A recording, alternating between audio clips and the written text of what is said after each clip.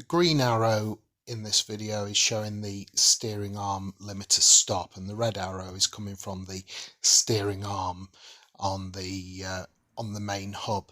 And when the steering arm limiter, which on my car is attached to the wishbone, when it is worn, it allows the front wheels to turn too much, and you then get rubbing on the wheel arch and you get a grunching sound on full lock.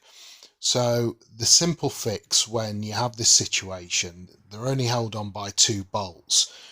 Because the steering arm touches just the underside of the limiter, you can see where the wear mark is. All you do is you take them off and then flip them over and then put them onto the opposite side of the car. You just swap them over. That then exposes the unworn part, and you get several years more use out of them without having to replace them. I did that swap a few years ago though, so now both sides, the upper and lower part of my steering arm limiters, are worn. You can see them, they end up with like a pyramid shape, a triangle shape. So they're no good now, and so they need replacing. And you can see the tabs on the steering arm limiter, they just point forwards, they always point towards the front of the car.